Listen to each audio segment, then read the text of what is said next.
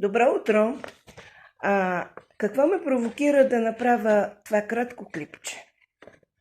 Много мои приятели са блокирани поради една единствена причина, че свободно изразяват своето мнение и това, което чувстват. И естествено това, което кореспондира на тях.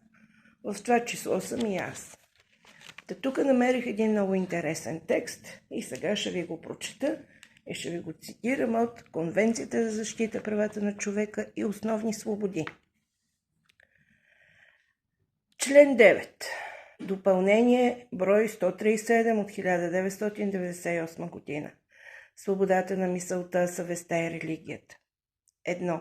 Всеки има право на свобода на мисълта, съвестта, религията. Това право включва свободата да променя своята религия или убеждения и свободата да изповядва своята религия или убеждения и индивидуално или колективно, публично или частно, чрез богослужение, обучение, религиозни обреди и ритуали.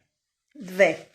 Свободата да се изповядва религия или убеждения подлежи само на такива ограничения, които са предвидени от закона и са необходими в едно демократично общество, в интерес на обществената сигурност, за защита на обществения ред, здраве, морал или за защита правата и свободите на другите. Член 10.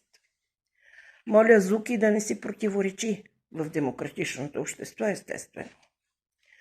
Свободата за изразяване на мнение. Всеки има право на свобода на изразяване на мнение. Това право включва свободата да отстоява своето мнение, да получава и да разпространява информация и идеи без намеса на държавните власти или независимо от границите.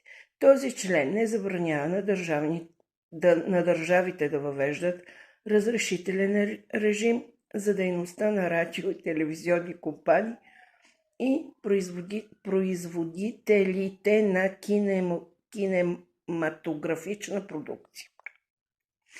Ползването на тези свободи, доколкото е съпроводено с задължени отговорности, може да бъде обусловено от процедури, условия, ограничения или санкции, които са предвидени от закона и са необходими в едно демократично общество в интерес на националната и обществената сигурност, териториална цялост, за предотвратяване на безредици или престъпления, за защита на здравето и морала, както и на репутацията или правата на другите, за предотвратяване и изтичане на секретна информация или за поддържане авторитета и безпристрастността на правосъдието.